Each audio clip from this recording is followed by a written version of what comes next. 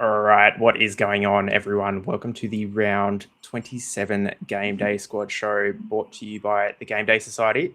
I am Mark, and I'm, as always, joined by Zonald here. Hello. Well, not always, because I didn't join you a couple of weeks ago, but Yeah, how you going? the chair right here joined me. Yeah. That was a look. I still need to get around to watching that stream, and it showed that I didn't watch that stream because I was trash that week. So maybe there was something like there's a trend here where if I pay attention to you, I tend to do a bit better. So at this point in the show, I normally ask you how you went last round, and we kind of go through results and things like that. But we're recording this a little bit early, and the Arsenal fixture, Arsenal Wolves game, is still to come. So rather than how did you finish, talk me through how some of your players have gone, I guess, for the last round. It's pretty good at the moment. Like I've had one of my better rounds in ages, which is I'm currently fourth in Classic. I've sort of worked out I'm not going to move too far up. It's probably going to be thereabouts. Main concerns obviously are people who played Saka. He might get a bit of a boost in the next game. He did have to play in their cup match though. He wasn't going to start, but they got an injury in the warm up, and then he had to start in centre midfield. So who knows? He might get another benching and then come off just to make sure he doesn't get re-injured. But he's the main concern. Saliba a lot would have played, and they would have copped the emergency. So as long as there's no weird loophole where they get both the emergency and Saliba score, it should be good, because I imagine a lot of people got like Mark Wehi. So it's going to be hard for him to match that even with the clean against Wolves. Yeah. We were just saying off camera that like Saliba he hasn't really produced that well. So like power to you if you picked him. Like there's the double fixture, you've got to target that. But then it feels like for us who didn't target it, we're almost being, punished for not getting that emergency score. But I guess that's the way it is. And, if we can't complain about not getting our emergencies because we should have picked them on the field. So it's either way. Yeah, exactly. On issue, I guess, yeah. So who have been your like top picks this round so far? In general, most of my team went pretty well. So obviously I picked Cole Palmer. I feel like you had to if you're going to be in that like higher ranking spot for the round. With that 45 after platinum rarity boost to him. So I managed to pick like the best rarity I could as well. Apart from that, I've also got Bruno Fernandes, who had his usual all right game. João Pedro, he did pretty well. I bought him in late with Cole Palmer. Like they were two late swaps when I saw the lineups, which worked out well. Esteval I had, who's probably one of my lower end scorers. Could use a better game from Ray in the second one, albeit most people probably had him. But the other standout was probably Neco Williams, who I was pretty high on coming back from suspension given their matchup. Yeah. I initially didn't have him in my side until we did the show last round. I was like, oh, how have I missed this? Because like in my head, I'm like, he's still out for a bit, but he's back and he's killing it. So he was my second top scorer actually at 33 on a silver, because I played Strand Larson, which I'm very happy with. I just had this, newish club coming in, need a striker, good fixture. He will be the target for Palace now going forward, and they have a lot of good options that can bring it into him. So it just seems like a really good kind of game day squad fantasy FPL, whatever you want to call it, like match. So I'm pretty big on him for the rest of the year because Palace seem like they're probably, the slump is kind of coming to an end. Maybe they've got players back. I mean, it seems like, I guess we'll talk about this a lot in the Crystal Palace fixture, but basically I picked him. I'm very happy that he's done well. The problem is on the field, he's sitting next to Kai Havertz and Cunha as well. So they are not doing great. And then I have Jadon Sancho in emergency in my classic side coming on for Havertz, Yeah. who also did pretty average. So overall, I made 2 good calls for the week, and I'm going to do bad. So you've definitely kind of overtaken me again. I'm annoyed on the Strand last one because after we spoke about him on the show, I also had him in, but he was unfortunately one of the ones that made way for one of the Chelsea boys. Yeah. So I mean, it was still a good outcome. Could have picked Acuna, but anyway, we don't learn. I'd pick trash every week, but we move on. Before we get into the Crystal Palace game, just on that, I haven't deep dived it myself, but I did see one of the stats FPL guys mention that Crystal Palace are like very high up on underperforming XG this season. So they've lacked a finisher, which makes sense. Mateta's not the greatest finisher. We've seen him miss a bunch of like one-on-one chances in recent years. Sarr obviously not the greatest finisher. Majority of their attackers.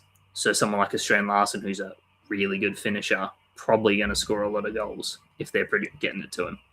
Yeah, no, I think it's like this match made in heaven where, sitting on the bench for Wolves just for half a season and then just coming out strong second half and just he will probably finish well ahead of any Wolves goal scorer. He will, even though he barely played any minutes for Wolves. So he'll probably score more goals than Wolves. Wouldn't surprise me either. But anyway, that's the summary, I guess, of what we know of round 26. Still, other Wolves game and Arsenal. Can't imagine Wolves will score too many in that. But we'll jump into round 27. Now, we are recording this on Monday, which means that we don't necessarily have all the information for the end of the round because this is the only time we could actually get it recorded for you guys. So if there are any updates, we'll try and edit them in or something like that, and we'll just keep you informed on the Discord and Twitter and things like that. So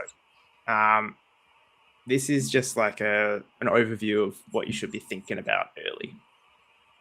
So start with the first game. First of 3 games we get fixtures for this week. At the end of the week, Chelsea-Burnley. So the one thing I want to, I guess, announce to everyone here is that I'm okay with picking Cole Palmer now.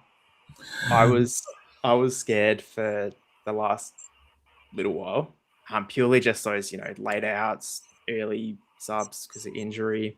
He just didn't look 100%, but it doesn't matter if he's 100% now. I'm realizing as long as he plays at least half a game, he will probably score because he's scoring goals so early. Now, you picked Palmer. Yeah. I don't remember you upping him too much in the episode last week. So was that a tactical play to keep him out of my head, or? Nah. So last week I mentioned I was thinking he'd get benched. I believe I was. I was saying that I think a lot of people jump on him after that good game, but he'll have up and downs because of that injury that's floating around still with him. Yep. The thing that got me was he got named. I was up for the matches, saw he was in the lineup, and I'm like, I want to get on a couple of these Chelsea attackers. Leeds were under strength as well. They had a few out. So I'm like, I'm not going to touch Chelsea defenders still because Leeds play that super attack and game style. But because of that, I'm going to jump on the Chelsea attackers that I know are starting. Yep. Yeah, it was a good shout and obviously paid off well. Like most Chelsea picks, apart from the one Chelsea player I picked, who was Sanchez. Most of them actually went really well last week. Sanchez went negative though on my field, so great. Yeah.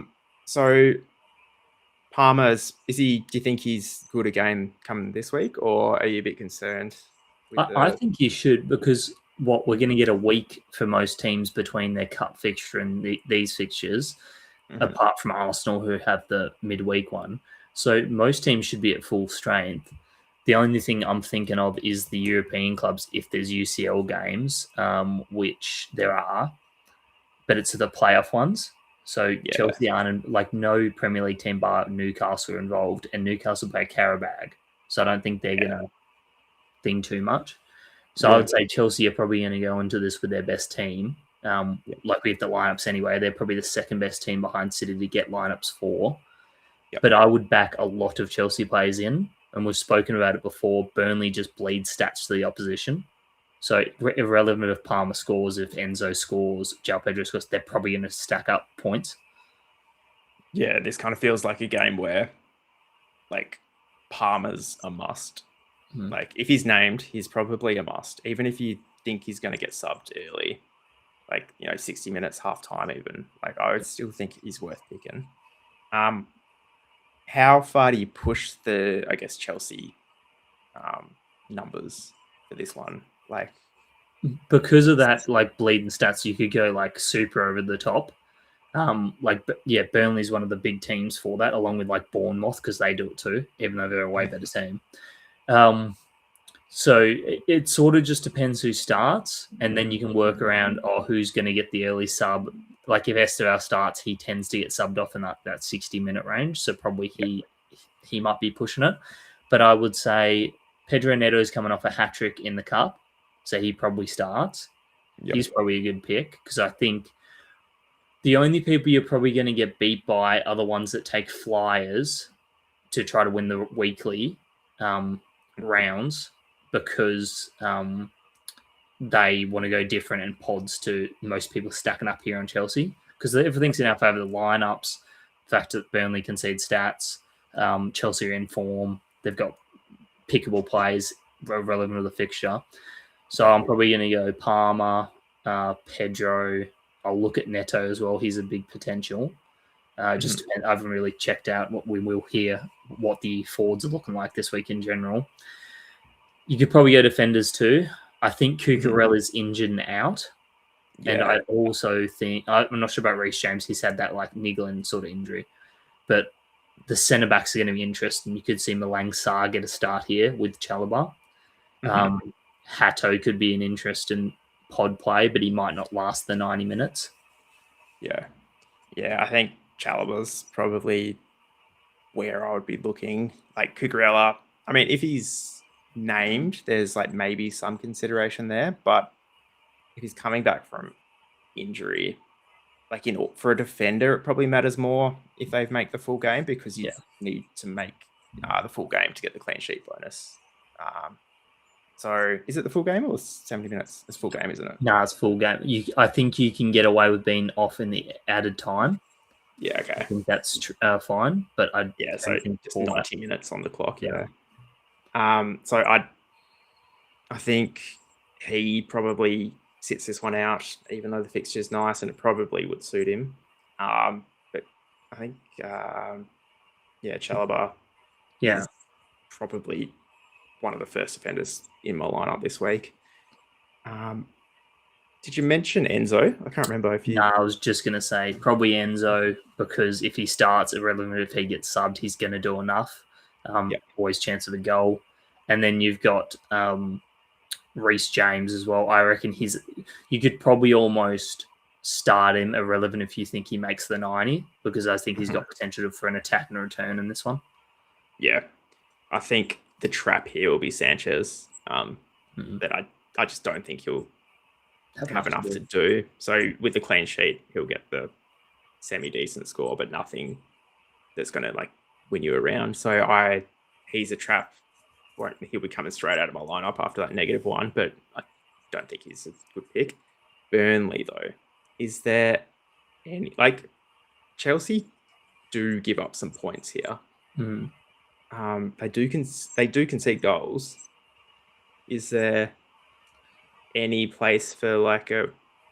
Like I always say this, then I can't think of anyone who I would be picking. So 3 come to mind. It's always Dubravka, because Chelsea are going to have shots. So here's the chance. Especially like if Chelsea go a bit under strength and like don't take it as serious, you could maybe get away with that. Fleming, I think he returned last week or in the Cup, one of the two, because he plays striker and he is a midfielder in GameDay squad. He's like one of those ones I think could score against Chelsea. He's that sort of type. So you could go super pod and play him in midfield. Albeit you probably sacrifice, because you're probably playing Enzo, you're probably playing Bruno Fernandes. Sosbola is going to be back on the menu because he's back from injury. Suspension. Yes, suspension. So you're sort of going to sacrifice that 4th mid spot for him. Yeah. And then Jaden Anthony, who's a forward. He's been pretty good touch, even if the stats haven't said he has. Like I've seen a couple of Burnley's recent games, and he's been pretty decent. Yeah. So he's the type who could worry them.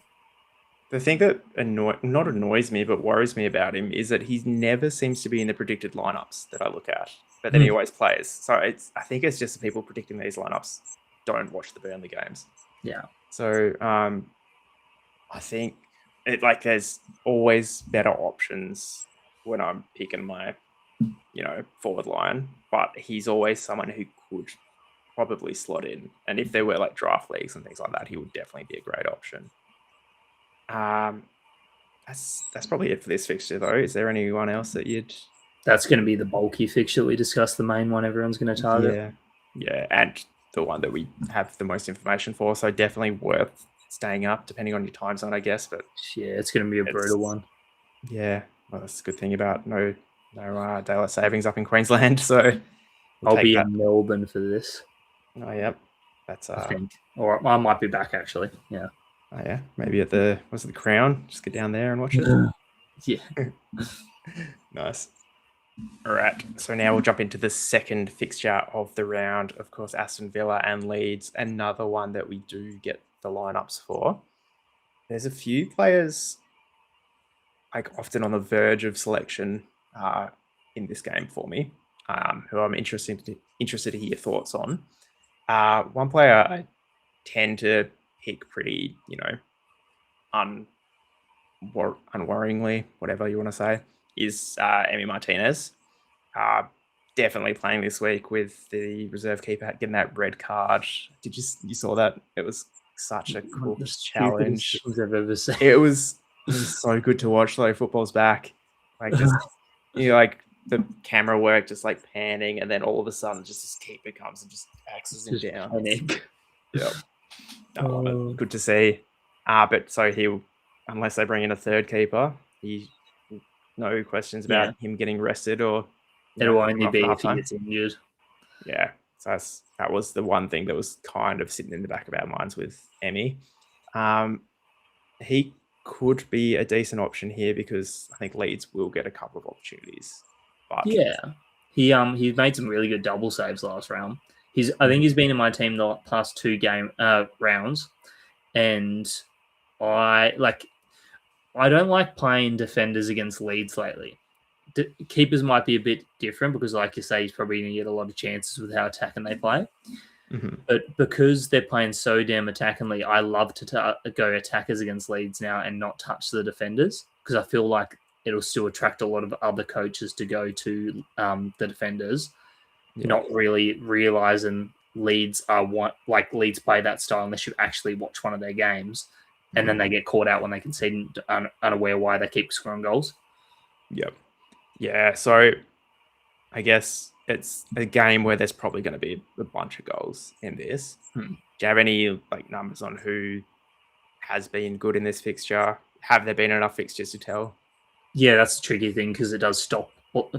As of they're new to the league, but they yo-yoed back and forth in the league. So there are a few, but I don't think Watkins hasn't scored very recently against them. Rogers scored twice when they had the reverse fixture this season. So I'm tempted to go him once again. He wasn't terrible. He saw what I think he only scored 7.5 points, including a yellow card in there as well. But I think he'll be the main one I go to from this fixture. Mm-hmm. Yeah. I think with my other Aston Villa pick, Matty Cash is probably not going to play. Looks like he's got a knee injury. Unlikely to miss the last game. Unlikely to start. So he could, if he's named, it could be an attacking option as a defender. But like you said, they're going to concede. There's probably going to be, plenty of shots. So I would stay away from him. I'm just kind of talking it through in my head by myself here. I hope you don't mind. Don't pay attention to me. Rogers is the interesting one. He always does score pretty nicely. That's the thing. He always sits around. Last week, not so much, but he's got consistent 20s in him. Yeah.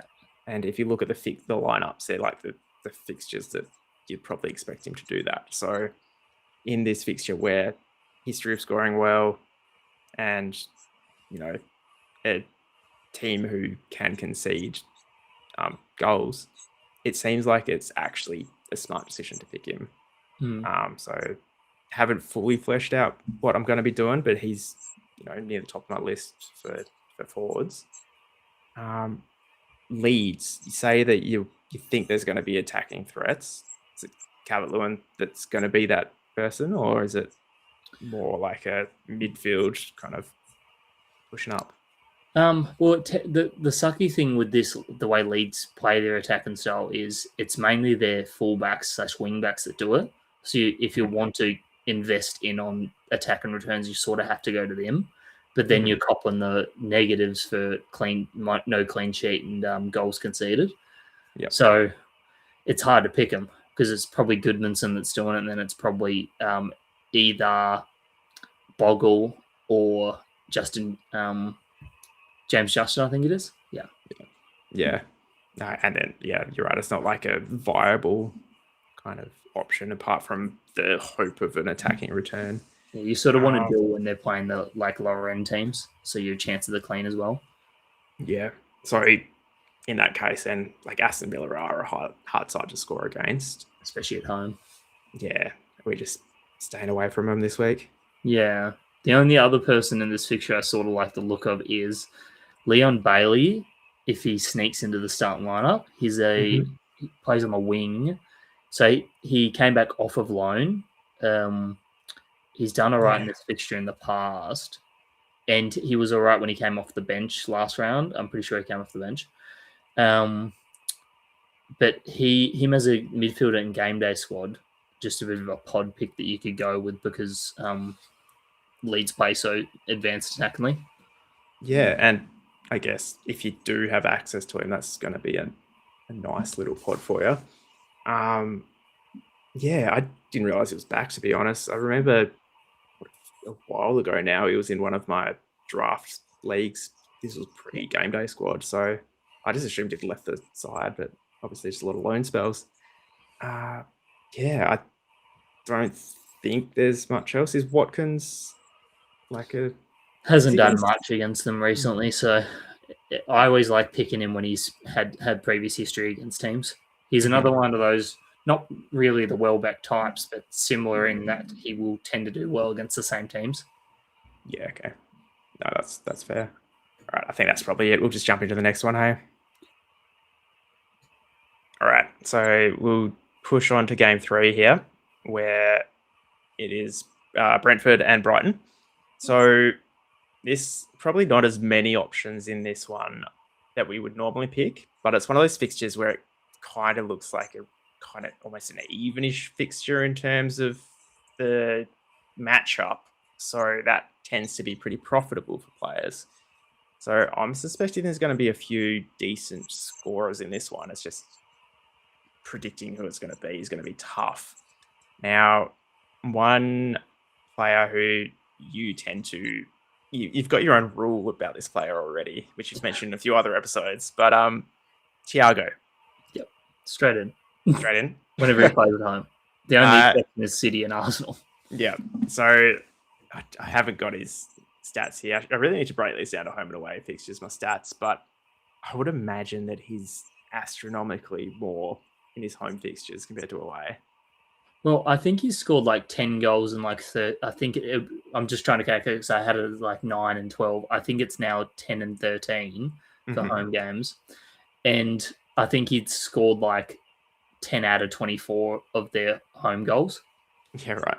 So it's pretty decent chance that he's not scoring the other 14 away goals. So yeah, you've got to pick him then, don't you? Yeah, he's one of those where I'll be annoyed if I don't do it, and if he does nothing, I'll just be like, oh well, everyone's probably gonna. Yeah, well, most people have him because of how good he goes at home. Yeah, and you've probably just sold it to everyone already based on your rule. This is you've planted the seed in the back of our heads. So now we have to pick him. Yeah, well, exactly. It's Zonald's doing it. If I don't, I'll look stupid. No, I won't pick him. No. Brighton tend to not to be great away from home as well. Like they're a lot better at home. So yeah, okay. So it's kind of lining up to a nice one here, and he scored last time against them as well from the penalty spot. Away then, interesting. Yep. Wow, imagine how good he'd be at home then.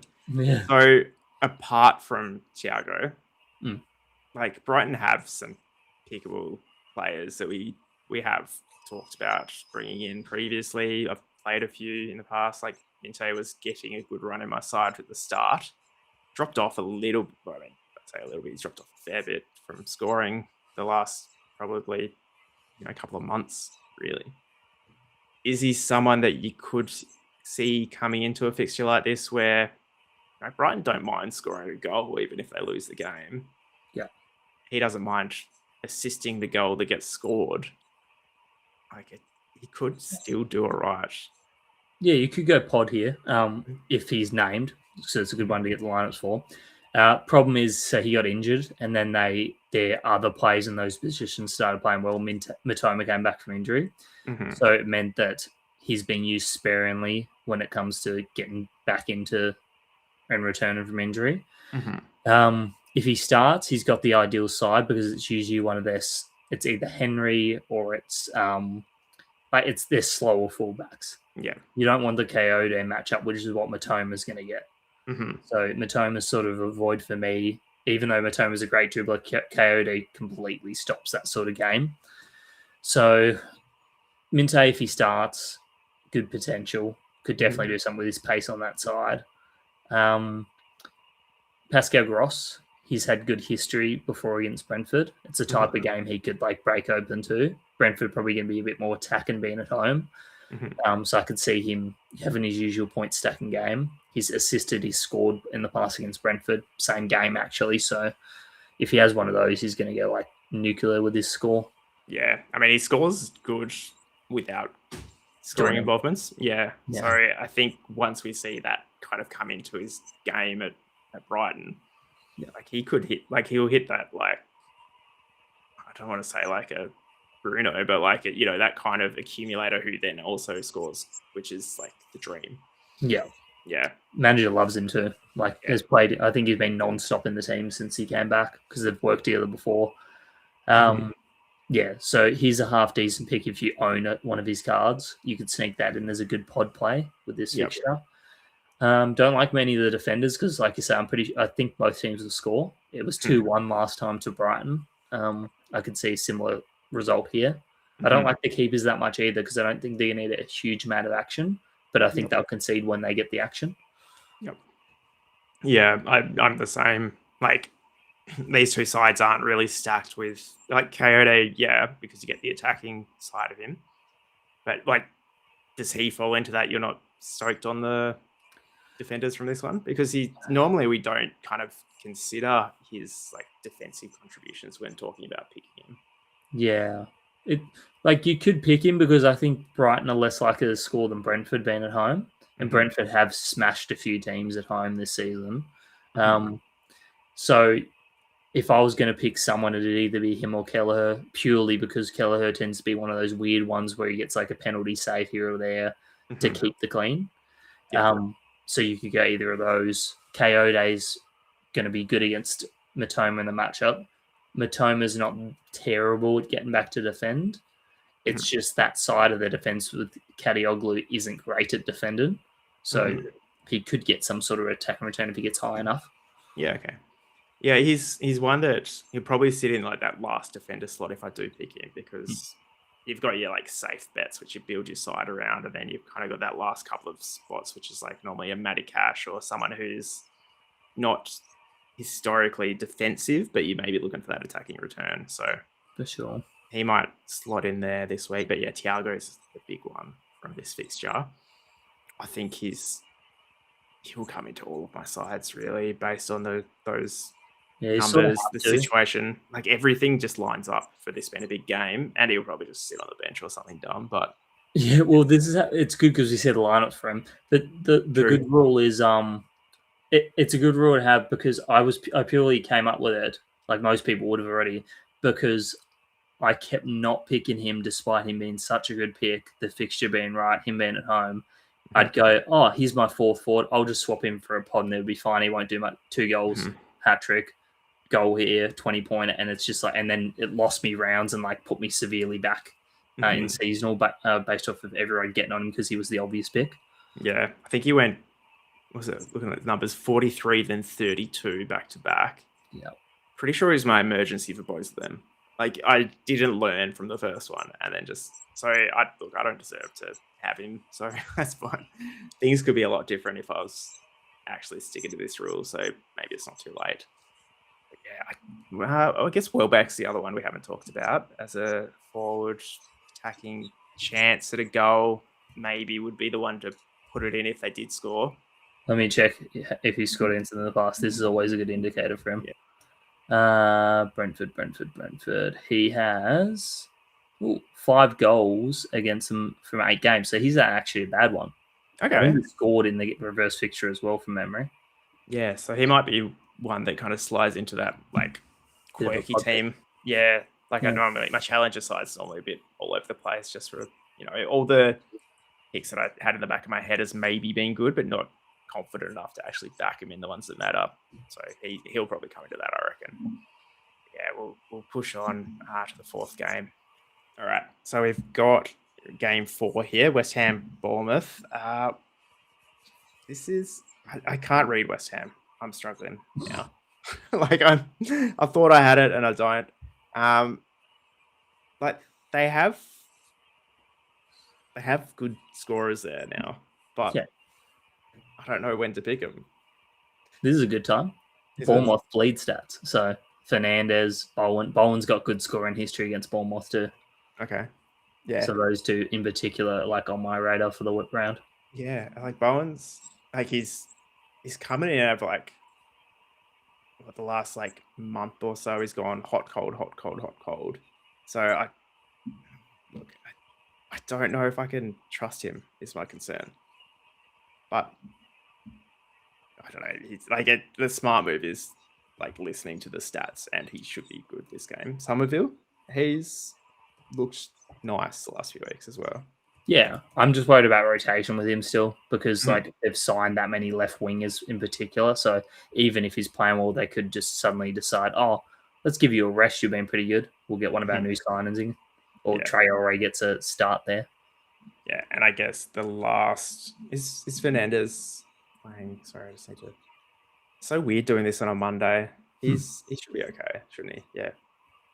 Fernandez. Yeah. In the back of my head, he was like injured or suspended or something, but I think he's fine. But like, because he's that, like, he gets that base sort of 10 points most games. It's like this is the game where he's probably going to get close to the 20 mark, I reckon, just by doing not much. Yeah. Just the usual game. Yeah, okay. So he's maybe, would he sit above Bowen for your West Ham picks, or is Bowen the. Yeah. Right now, I'm like playing in my midfield in my head, Bruno Fernandes, probably Enzo or Palmer. This is where it gets tricky because I want to play both Enzo and Palmer. So if they're both named, I'll sort of have to. But then I also want to play Fernandes and I want to play Pascal Gross. So I'm probably going to have to pick between one of those two. Yeah. And like, it's easy to say you could split them between 2 different like competitions, but then you cop it in one of them when it doesn't go well. Yeah. And then like either way, you're going to be disappointed because you haven't picked the ones that did well in the right one. So yeah, he's one that's probably just outside for me, but you're right. It's the kind of game where he would go about, that 20, maybe more if he can get the assist or goal. Yeah. Other than that, though, for West Ham, they're probably the only names I would be really looking at. I can't think of anyone else I'm missing. The defenders are hard to pick. Like they're just not like Wan-Bissaka's pretty good, but I think Bournemouth score because that's why Bournemouth are so bleeding of opposition stats because they attack so much that they concede the stats on the reverse of it. Yeah. So I guess then with Bournemouth, there's some decent names in here now. So they've kind of another side that's kind of gone through a bit of a roller coaster transition. Losing Semenyo, hurting from that, and now they've found some people who have stepped up or brought in some players who have stepped up. One player you have been super hot on since I think probably even before they debuted. You've been hunting for this player. Yeah. Have you? So Ryan, up front, the striker. Yeah. Have you found him yet? Is the Well, first question. I've only packed the one silver, which I got from that 100 pack opening. I was annoyed because I wasn't really keeping track of it during the stream, and I checked my club after. I'm like, yeah, I wish I got more of him. But no one seems to be packing him. So the problem is it's going to be like a huge demand now that he's on his hot streak. He's young as well. He's only 19. So everyone's going to be after him. So when supply comes, they're going to get bought up pretty quick and price is going to rise. So it's already past the point where it's like you could have got him for a deal. It's going to be you're going to have to pay up now for him. Yeah, exactly. And like he's one of those young players who probably still fits into like the Premier League. Like, you know how you get those young bowlers who you're like, oh yeah, they're just going to go to Madrid soon. Yeah. Like basically picking Esteval to head off to one of those clubs soonish. Yeah, I reckon so. But he kind of feels like he'll, maybe like take a step from like a Bournemouth to like a, I don't know, like a Aston Villa or something like that, and then another step up after that. Like it kind of, he feels a bit more secure if you invest in him. That's what I'm trying to say. So I am also hunting. I don't think I even have a silver, but then I didn't open those 100 packs, so that's probably expected. But yeah, he's one. Hill's the other one who has been, he's been very popular in like fantasy Premier League just because he's so cheap in there. Yeah. But regardless of that, even in this where it doesn't matter what his base, salary or price, whatever you want to call it is, he's scoring well. Yeah, he's been a good scorer. Senesi, like, is the usual one you gravitate to when it's Bournemouth defenders because Senesi tends to score irrelevant of a clean sheet. He'll start to do that sort of thing. Treffier's always thereabouts as well. So you could sort of like, given it's West Ham, you could sort of like pick one of them and you'd probably still get decent points if West Ham managed to put one in. Yeah. Yeah. Like, does this seem like an all right one for Petrovic then? Like if he's just hard to pick because he's like, if he's not confident, he will like leak goals and just like he's like that. Him and Vicario are very similar to me when I watch them play. Yeah, you're right. I don't like he'll either go like 40 or he'll go like negative. Yeah. I can't think of anyone else I'd be looking at Bournemouth. Maybe like Creepy Junior, but again, I don't know if it's like good enough. Like he could be a good option, but is he good enough? Like if he's one of your better cards and you're just starting up, definitely a playable card. Yeah, but if you've maxed out, you're probably looking elsewhere. Yeah, you could go Evan Nilsson too. True. They've both been playing. Like I think Creepy's been playing as like the shadow striker. Yeah. Okay. Yeah. Yeah. No, that's probably it though from this one. I don't know if I got room for Bowen, but it does seem like a good choice the more that I'm thinking about it. But yeah, we'll crack on to the next one. So now we've got City and Newcastle. Now this will be a tricky game. In the original fixtures I had, this one had us getting the lineups, which would have been incredible because I've got a lot of questions going into this, mainly on the City side, entirely on the City side, really. First question. Haaland, big talking point, came off at halftime last game. Is there anything to worry about in your opinion? Do you think he's worth the risk? Well, he's predicted a return, I think, and he didn't play in the cup game from memory that they had, so he's got like a full-on week to recover. The problem is he's played 9 games against Newcastle. He's scored twice and assisted once. So he doesn't have a great record against them. But City do score a lot of goals at home. Newcastle are terrible away this season. So it's a tricky one. Do you think it's worth taking a punt on like a Mamouche then to, even if Haaland does play, starts the game, whatever, if they're doing well, he's coming off and like Mamouche will come on. Yeah, Mamouche is an interesting one because he's played 3 games against Newcastle before. One of them was in the EFL Cup, the recent one they had, and he scored twice. In the Premier League, he's played this season. When he played against me, he had 3 minutes off the bench, so he didn't do anything as expected. The last time he played, and the only other time he's played them in the Premier League, was last season, and he scored 3 goals from left wing in 76 minutes. So basically, he scored 5 goals in 2 games, effectively. One in the cup game, but still. Okay, so I'm now starting to sort of need the lineups. Yeah, but is it one that's worth taking a punt on? Oh, you do it like Challenger for sure, and then it's just about other comps whether you're willing to risk it. Yeah, because if he will play minutes is the problem. It's not like he will either start or he will just sit on the bench the whole game. So you can't rely on that emergency pick. But it's I'm now regretting doing this show on a Monday because that's all I'm going to think about all week. I'm not going to be able to focus on anything else. Anyway, that dilemma aside, who else from City's looking good? Like Semenyo's played a lot of football recently. Yeah. I'm just checking the lineup now to see if he featured in the cup game. I feel like he did. Pep seems to love him. It was weird. Pep was answering a question from a journalist about wingers and how you get the most out of them in such a centralized system. And then he said, well, I've only got one actual winger in Semenyo. It's weird that he didn't include Doku as a winger. I was going to say. Unless he forgot about Doku because he's injured. Yeah. What would he be? He's not a striker, really. Unless he's just strange.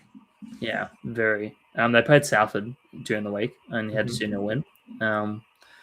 But they played Mamush up top. Cherky and Foden were in cam/wing. So Semenyo got his rest in. So I'd say Semenyo's pretty decent option considering it's against Newcastle and Newcastle playing away. Yeah, I'm almost more keen on him than Haaland.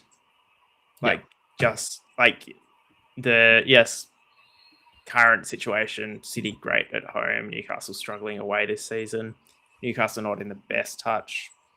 What else? There's a bunch of stuff going on there. And Haaland just not a lot of confidence there. So maybe he doesn't start for us this week. Is that a pod play, a risky play compared to everyone else? Because most people will be starting him, surely. Yeah, I think most people play him, especially with the week had off in between.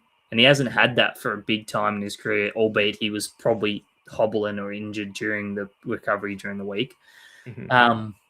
So it's a risky one for sure because I think a majority do play him. I'm still thinking about playing him because of that week off.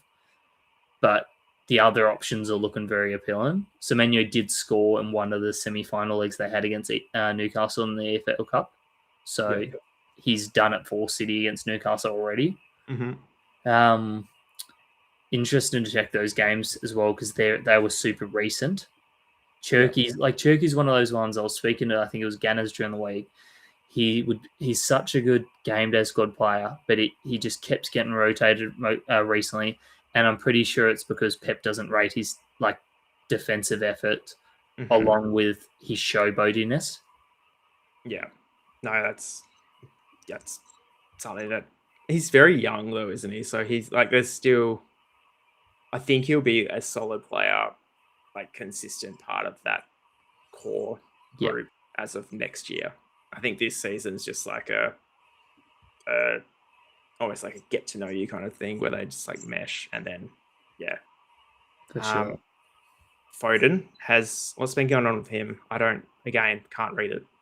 No, it's the same sort of deal. I think it's just because they got so many options there now. He played when Cherky before Semenyo, Cherky was playing out that wing. So Foden didn't have an attacking spot anymore because they were going to Cherky every time. So he sort of had to play central midfield, and he was playing terribly in there. So Pep's just gone away from playing him. Yeah, which is crazy because he was the one player that we could almost rely on to be in that City side because everyone loved him. He was like a City baby. Okay. Attacking options probably ticked off there for City defensively. So Newcastle maybe unlikely to score in this, do you think? I'd say that's with how good City have been recently, like with Guehi and Donnarumma back there, it's I see it as a big struggle. So I'd be tempted on Donnarumma and Guehi double up. Like that's way more appealing now that you can go both of them. Yep. Yeah, I think that's probably where I'm looking as well, at least for my like the keeper options this week. No one's jumping out as an incredible option. So like Donnarumma is probably sitting up there as a first or second pick for me. Guehi, I'm still like psychologically a bit scarred from City defenders this year, even though he's done nothing to deserve that. He's, since he's come over to City, he's they've looked good. He's been a rock and still scoring well. So he's definitely close to breaking that down. That wall that I've got up is coming down, is what I'm trying to say. And he's coming in. Newcastle then. It's kind of hard to see anyone worth picking now. Bruno G's out. Yeah. Hamstring injury. Yeah, it's devastating because he's just been so good. 2 months. It does mean it's never good when someone gets injured, but it's good for GameDay squad in terms of it means since a popular option is out, you have to go elsewhere. So there's heaps of variety that comes into play. Mm-hmm. So who do you think benefits, if anyone, in that Newcastle side from him being out? Is it someone like a Tonali or a... Yeah. We saw it during the Cup as well. Tonali scored twice. So he's sort of taken on that role now. Excellent. I've got his red card, so that would be very nice. I was just kind of hoping you'd say that. Like Pope's no good this one. Like there's no... Probably going to concede a couple. Yeah. Other defenders, probably not. Like there's not a whole heap there for him, is it? With Bruno gone, it's a big avoid on Newcastle. Mm-hmm. Probably a stack up on City. Yeah. Nice one. I think we'll probably push on then because it's like, Newcastle steer clear. All right.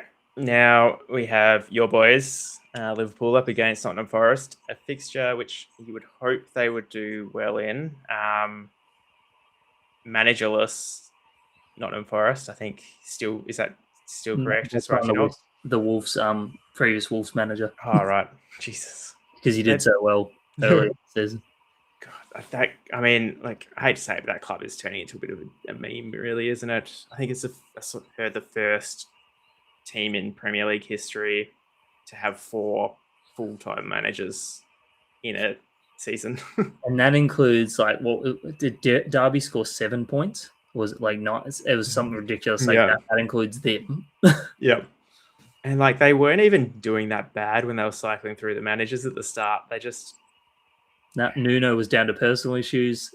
Postecoglou, fair enough, he lost, he didn't win one in his 8 games. That was a terrible decision to start with. It wasn't... You can't blame him.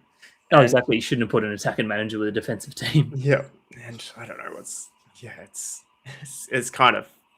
It's funny. But it's good to see them doing well. And then it's also kind of funny to see them returning back.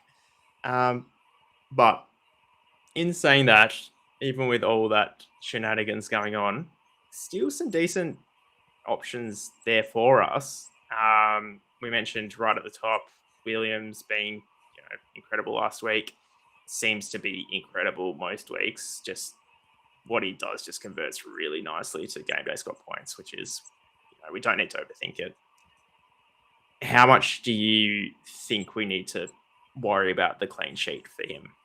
Is that something that just we can throw out the window like a few other attacking fullback options we have? Or I think you can, but the worry here is they concede multiple goals. Mm-hmm. With Dyche, I was less worried, but now with different manager in the door, he could pretty quickly change things up. Mm-hmm. And then they could go a bit away from the defensive play. So last time they played us, I think they smashed us 3-0 at Anfield. Yeah. So if we get a repeat of that, he's on for one again. And he's playing against old teams he did used to play for us.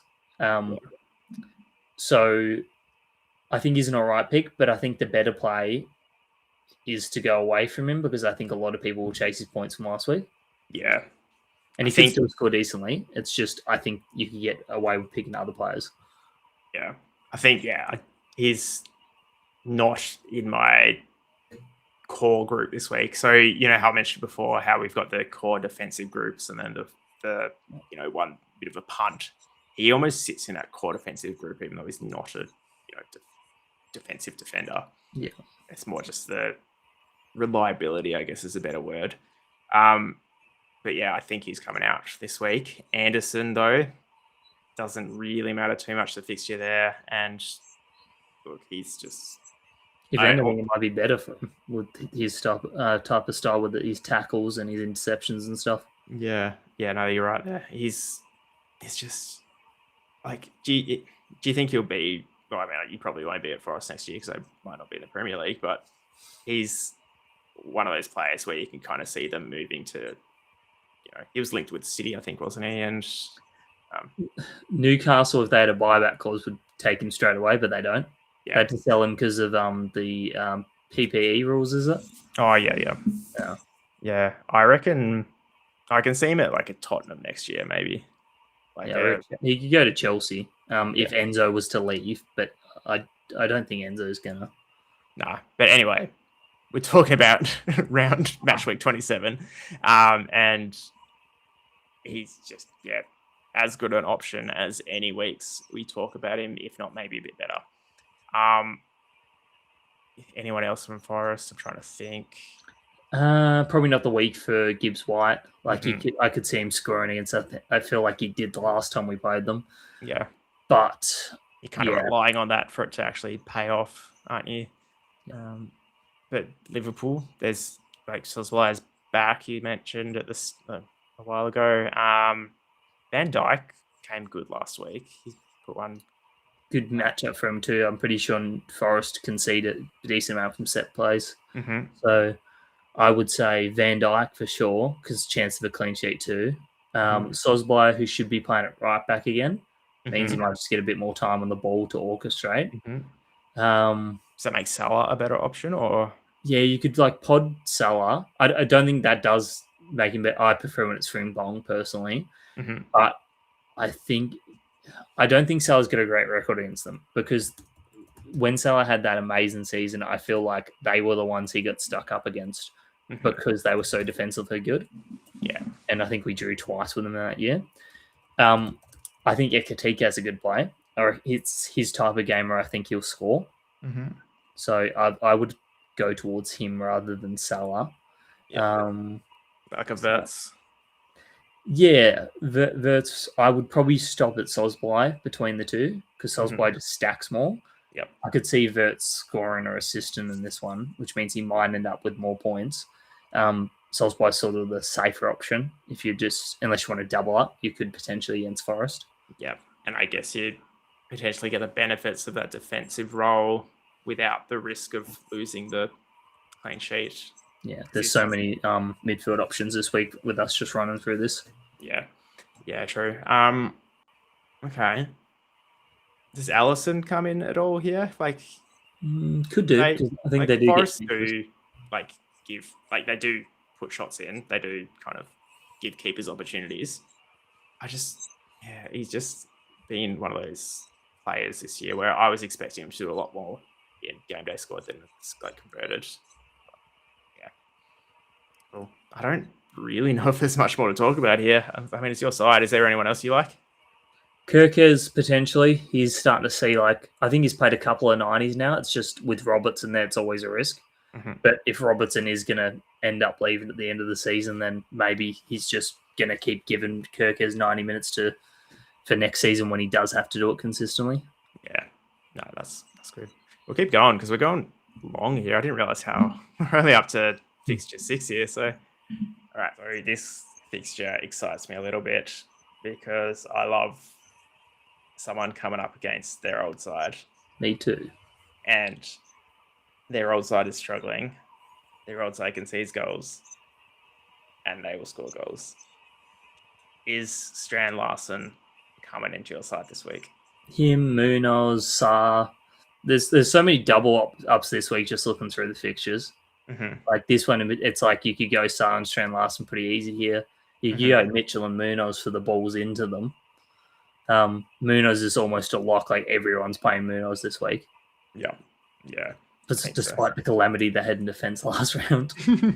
Yeah, but it's still like even that he still didn't do too terribly because he's got the other things going on for him. So in a fixture like this where clean sheet's pretty, like it would be very surprising if they don't get the clean here. Yeah, I mean Wolves have surprised us randomly some weeks. Crystal Palace have disappointed us a lot recently, but still it's not really. Wolves do tend to dish out points to fullbacks as well. Yeah, historically. So Munoz is probably like number one defender here for the round, right? Yeah, well, I think even last week, because I know he got subbed off last week in like the 70th minute, I feel like he had like 6 key passes up until that point, despite them. Well, it was Burnley, albeit, but let's have a look. Where is the Burnley and Christopher's game? That was quite funny how they just conceded 3 like in a short space. Yeah. Key passes. He had 5 and played 72 minutes. So it's probably going to be similar. And he's probably going to play the full game here. Be a decent chance of a clean as well at home. Yeah, so look, everything's pointing to a lock. Look, Strand Larson is staying at my side.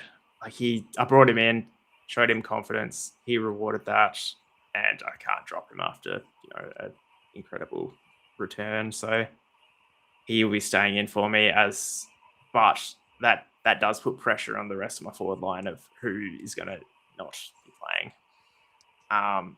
But I'll deal with that later in the week. Henderson doesn't get enough here, does he? Probably not. And then with the way they conceded against Burnley, it's probably not worth playing him.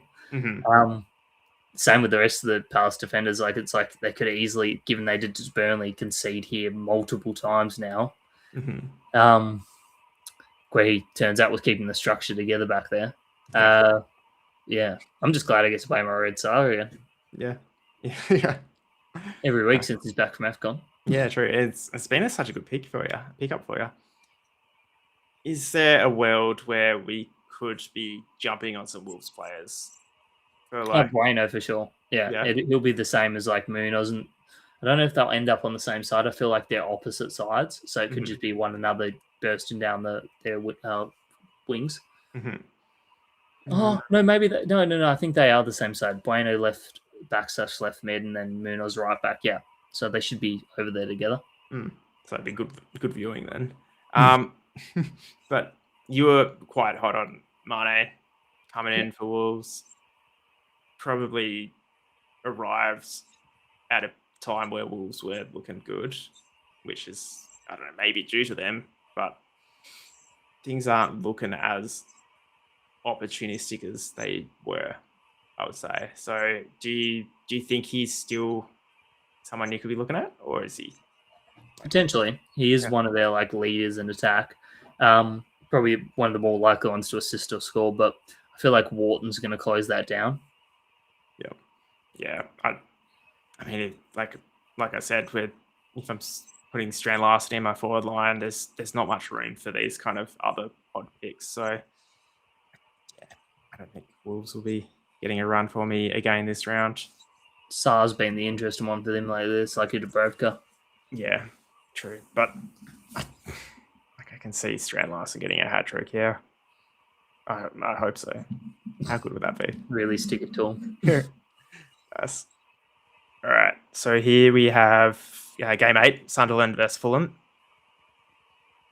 Interesting fixture again with almost like a lot of points on the table, it feels like, similar to that Brighton-Brentford game.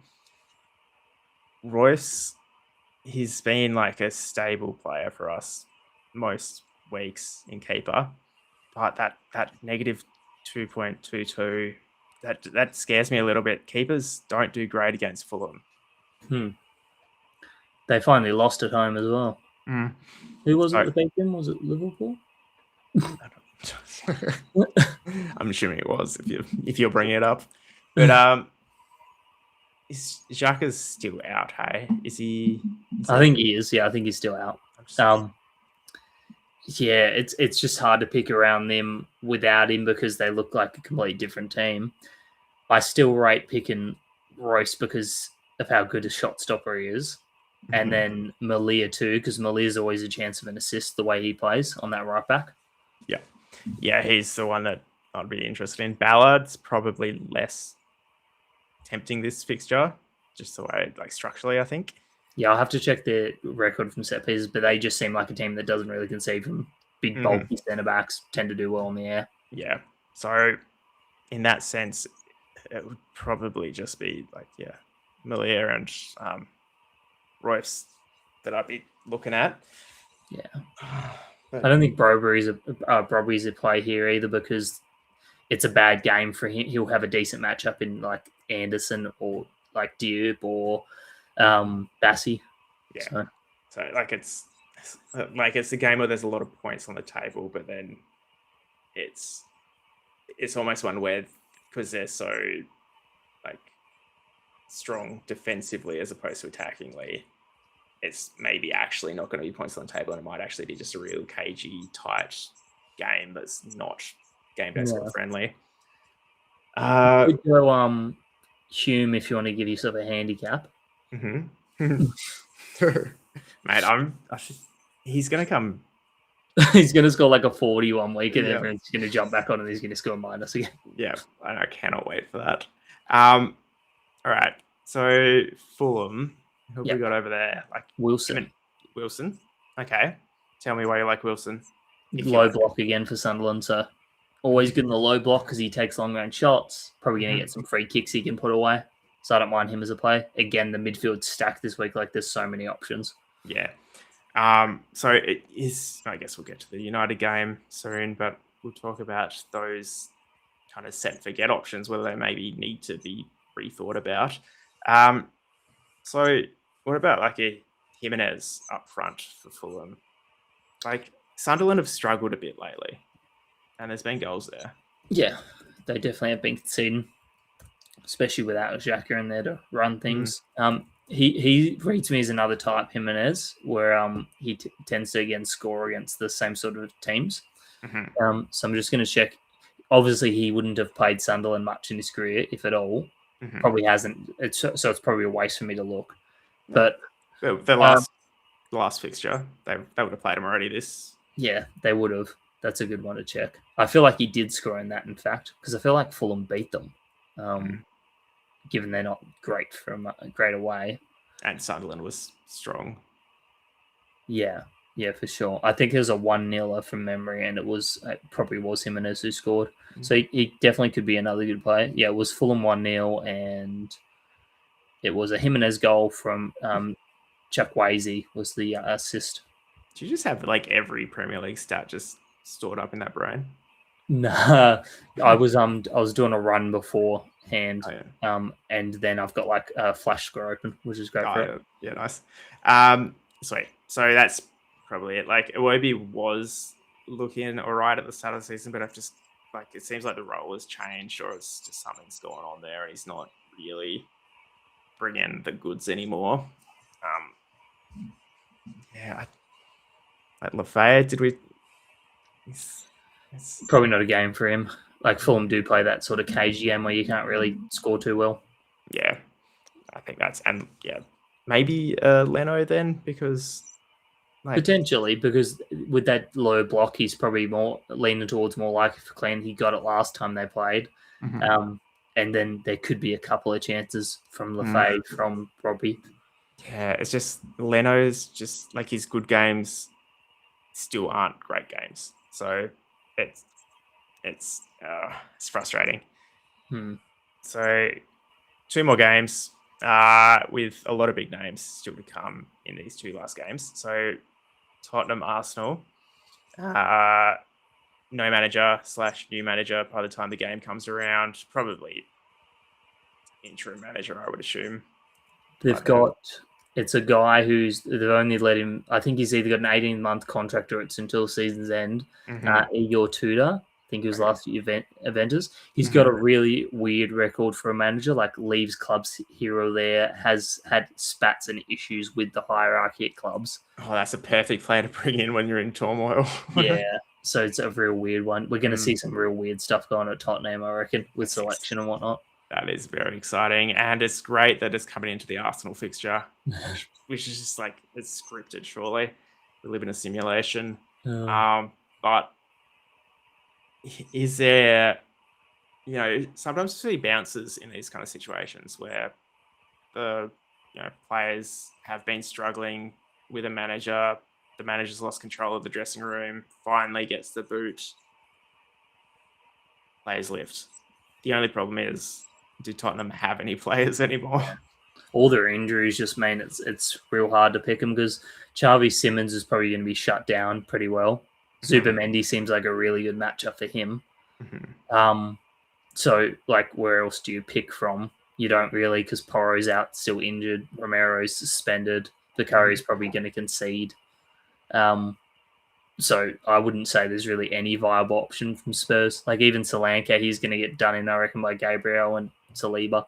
Yeah, this game feels like, maybe not game day squad sense, but if you like dabble in a little bit, just like putting some money on Tottenham here to bounce back, upset Arsenal, who have kind of been bottling it recently. Yeah.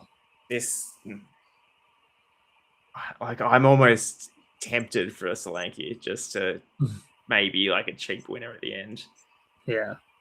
But it's a lot of ifs, and it's a very rogue pick if you do it. Arsenal's probably where we'll be looking mostly. Fixture-wise, Tottenham have been nice to score against, and Arsenal have been reliable. So my only concern, I guess, though, is the amount of fixtures we've had with Arsenal.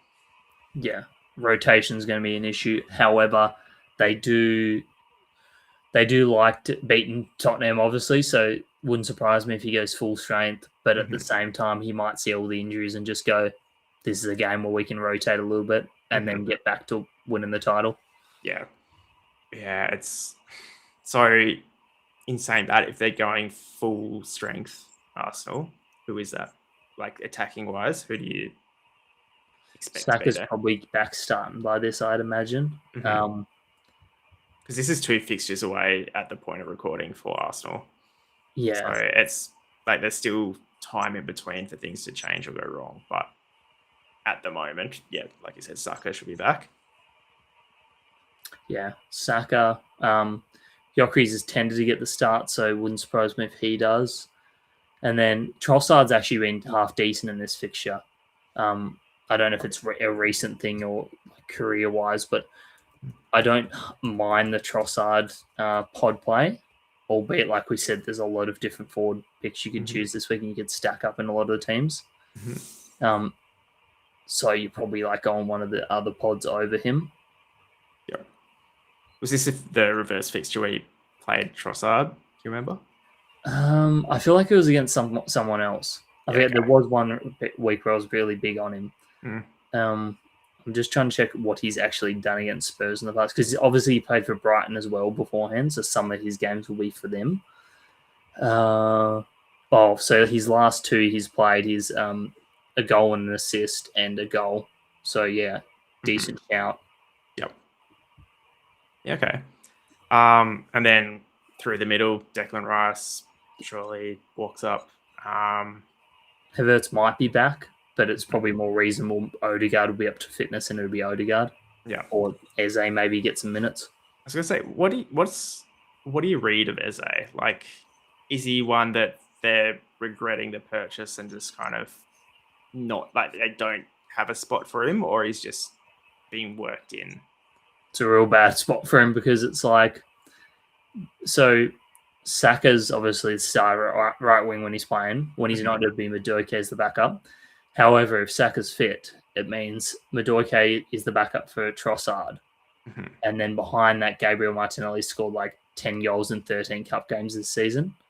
So he's the cup rotation, which means he goes back to midfield. Odegaard's the number 1 there. Havertz is now on his return moved to number 2, especially because Arteta likes him. So the only real way he gets any meaningful time is if Havertz plays striker, Odegaard's rested. And so it's like, I reckon Eze's regretting that real badly. Especially in the World Cup year where like he would have been a walk-up for that England side, and now he's not getting minutes. Is he even going to get a look in? Yeah, it's I feel bad for him. Rice as well playing next to him. I mean, I'm sure he's getting a nice little pay packet for sitting on the bench, which you can't complain about. But yeah, it's a frustrating one for, I guess, a fantasy or game day squad kind of perspective as well, because how good he was last year. Okay, so we got midfield maybe sorted there. Defensively, like just looking at those, Timber and Gabriel probably still the main two you'd be looking at, or? Yeah, always go back to Gabriel. Calafiori came off with, or actually he didn't play in the cup because of an injury. That's why Saka had to come on and start when he wasn't gonna. Yeah, probably him and Timber. Saliba's just not a great game day squad scorer. Kincape might be one you could go to because he's probably more assured to start now that Calafiori's re-injured. Depends how long that injury is for. Yeah, okay. Yeah, I almost feel more tempted to play more Arsenal players this round than I did in the double game week, which is kind of funny.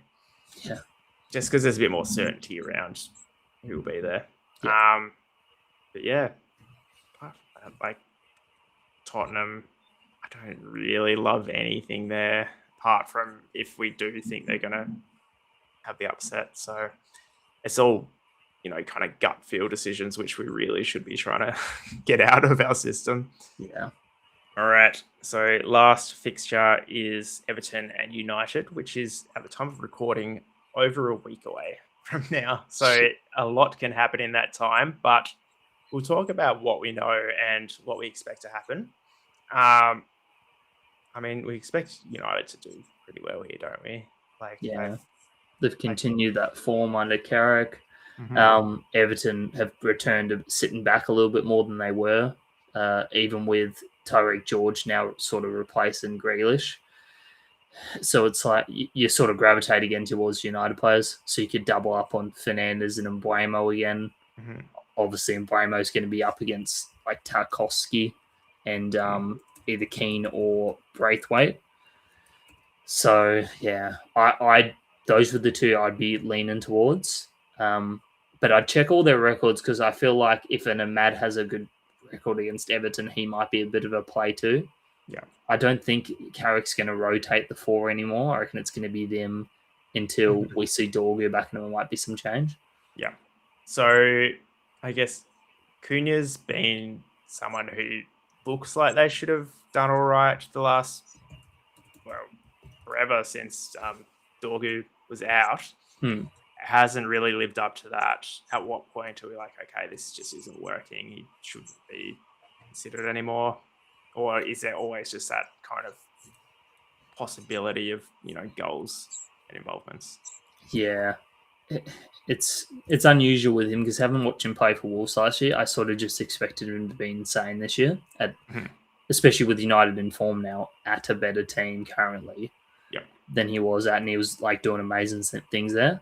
So it's probably because he's obviously got other better players around him, so they're taking more of the workload, so it reduces his output. But yeah, like it could definitely be one of the games he goes well in. I'm just like reading the numbers now between like those other 3 options outside of Bruno Fernandes, and Brian Mbeumo has played 9 times against Everton. He's never scored, never assisted against them. Okay. 8 of those games are for Brentford though. Albeit he did really well at Brentford. Yeah. Cunha's had 1 goal, 1 assist in 4. He didn't play last time they played them this season. He was out with a knock. And then Ahmad is our last one to check up on. Where's his Everton? Doesn't look like he's actually played them that much in his career, which would make sense. Yeah, he's only played them twice, and he's had 2 assists in that time. Mm-hmm. So it's like maybe it's just Bruno, and you think that everyone else is going to go to the United options, and you might get a bit of a pod advantage on them because they don't go that great. Yeah. So how does Bruno go then? Like if the other guys are all struggling? I feel like Bruno does well against them. Let's have a look. I guess Bruno does well without the goal. Yeah, exactly. So it's kind of less relevant, but yeah. Bromo's a bit in that way too. Like, but it's hard at striker to get that sort of thing to happen. Yeah. So Bruno's played 14 times, 6 goals, 5 assists. So he's the one. Yeah, that's the one. But then I guess if no one else on the side is able to score the goals, you're not going to get those assists, are you? Yeah. Yeah. But I think Bruno, regardless, is the one there. I initially did have. I was looking at 2 of the options, not sure which 2. Bruno and one of the others. I'm probably just going to go Bruno now that you've kind of brought that up. Is there anyone else at United though, apart from that 4 that we would consider? Like I always stretch to think that Lemans could be a decent pick, but it just doesn't get backed up with return. Yeah. Yeah, it's like Dallo you could look at, but with the style they've played under Carrick, he just doesn't get forward that much anymore from what I've seen. Yep. And then you could bank on them getting a clean sheet, and if you were to do that, I'd probably go to a Martinez or Maguire.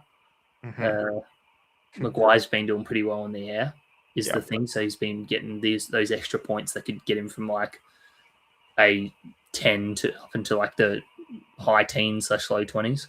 Yeah. I don't know if I can bring myself to start him is the problem. Everton, like Tarkowski, we often talk about being just like fixture proof.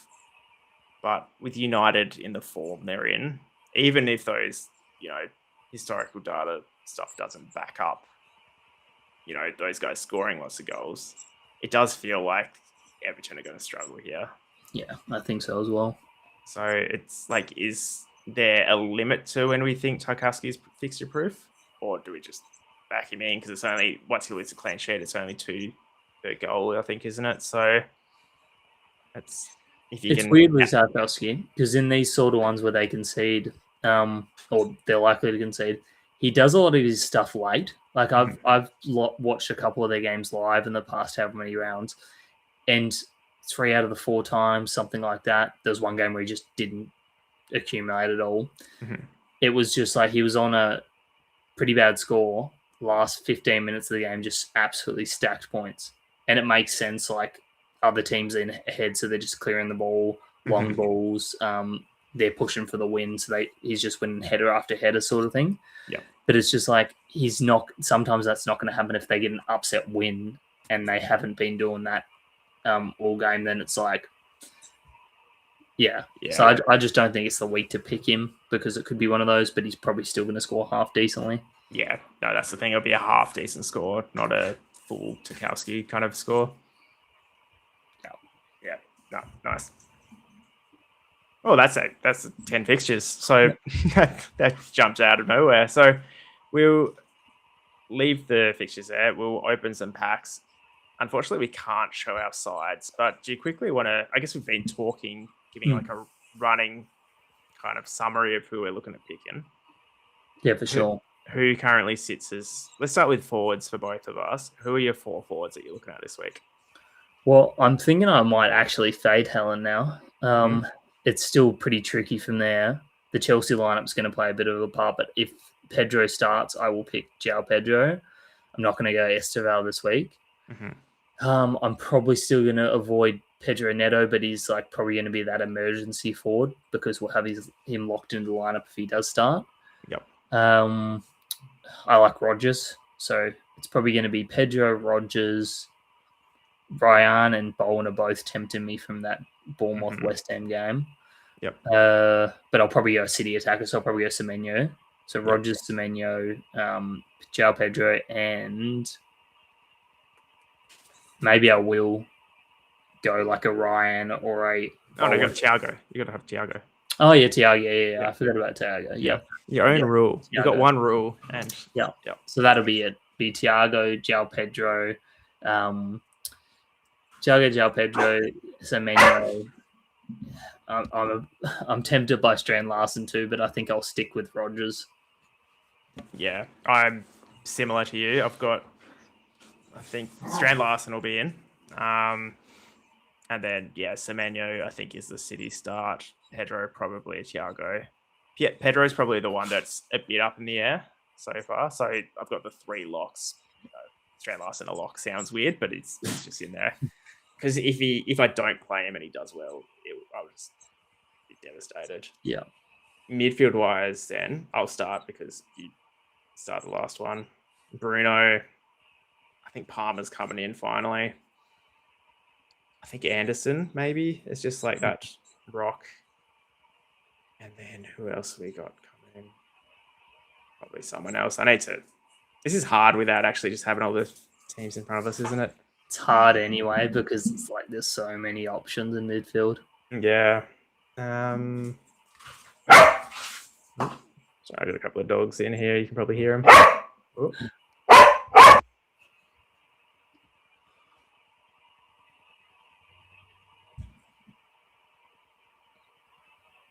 All right, sorry about that. We just had the dogs trying to give their input on my midfield. Bruno, Palmer, probably Anderson, just as a bit of a like safety kind of pick. And then, oh God, help me here. Who have you got? Well, I'm thinking Palmer, Enzo. So definitely start with those 2. Then I'm looking at probably like a Declan Rice. Hey, it's like a not even that. Probably Sosbolai. Oh, Sosbolai, of course. Yep. And either Matheus Fernandes. There's someone else I was keen on. Maybe it's just Matheus Fernandes. Harry Wilson's sitting there too. I could go with Bruno Fernandes. I forgot about him. Yes, Bruno Fernandes, Enzo, Palmer, and Sosbolai, I reckon. Yeah, I think Sosbolai's a shout. My concern is you're getting very vanilla there with that pick, that lineup. Like, there's not a lot of kind of room to get ahead of people. So, but in saying that, there's a lot of room to get behind if you don't pick them. So, you kind of have to. All right, defense. We got Munoz, Gabriel. Timber, do you think is he maybe not a lock? I was thinking double Arsenal, but now I'm moving away because obviously Chelsea has an easy matchup on paper. You could go Bournemouth defender. I'm thinking Mark Wehi for City. Yep. I'm even thinking Van Dijk maybe, but definitely Munoz. Yep. Probably a Chelsea defender, probably Chalobah at this stage. Whoever's named really. Guehi and Millia maybe. Maybe. I feel like it's either him or it's Guehi, and I rate the City clean more than I do the Sunderland. Yep. No, I think that's looking at all the lineups here to see if anyone's jumping out. But they're the names that we talked about. And then goalkeeper wise, this is where it's going to be tricky. Yeah. I think Donnarumma's probably pick 1. Yeah. For me. And then maybe Gross or David Raya. Yeah, more like a Martinez, maybe. Emmy, but I just don't rate pick and Raya. Even like in the games where he's, we're being like, okay, this is a good week to pick him. Still not great. Good defensively, yeah. Yeah. So, I think maybe a Donnarumma and a Martinez for me, or Royce. Cool. But that probably wraps up talking about the fixtures. We'll drop any information that changes in the comments, Discord, everywhere. So this is based on Monday night. So get thinking about who you're picking, even though there's still a game left later in the week. We'll open up a few packs after this in the video. We will still do the giveaway, but instead of getting in the comments, getting in the live comments, jump in the comments below. Tell us who you think is going to be the high score of the round. The 2 closest people. So put your pick in and your score. The 2 closest people to the best score win the row and the pack that we would have given away in the live stream. I think that's the best way to do it. So we'll jump over to the other side and see you in the game day squad setup. All right, we are back with the pack opening at the end of the episode. Unfortunately, Zonald's kids woke up, so he did have to bail, but I am here just to rip the packs. Hopefully we get some good things. Hopefully we don't have to share them with Zonald if they do turn out nice. So, like I said, we'll open 2 packs in order to win the pack, or the row from the pack. All you have to do is comment on this episode who you think will be the top scorer for the round and guess their score. The 2 closest guesses will win the row from the pack. So we won't waste too much more time. We'll open the first one. So generally, Zonald goes the middle row, I go the bottom row, and then the top row goes to our winner. So starting off, we get a platinum in this pack, which is nice. Looks like it's a good size. So it's not me that gets the platinum, unfortunately. So Alcaraz, Dominguez, and Henderson, not the best cards for me. So whoever wins this one can claim them for sure.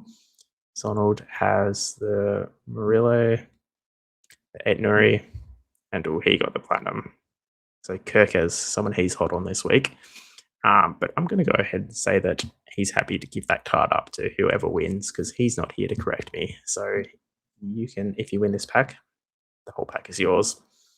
All right, but the row that would go to the winner is a Sadiki, Kulusevski, hopefully will come good, and Nioni. So interesting pack there. But we'll open the second one now quickly and see if there's any better luck. So only silvers and golds in this one. So for me, I have a Laurent, I have a Lean, and I have a Collins. Zonald has a Madueke, Scaris, and Buendia. And the winner of the pack gets a Esteve, Mantato, and a full silver pack here, James as well. That's a pretty underwhelming pack there. That Madueke might be all right, but that's about as far as it goes. So we'll leave it there. Thank you for watching. If you do like this, I know it hasn't been a live one, but please do give us a like and subscribe if you haven't already. It really helps us out. And if you could, or if you would like to enter this competition, just remember, comment down below who you think will be the top scorer for the round. We'll leave it there. Thanks heaps for watching and best of luck for this round.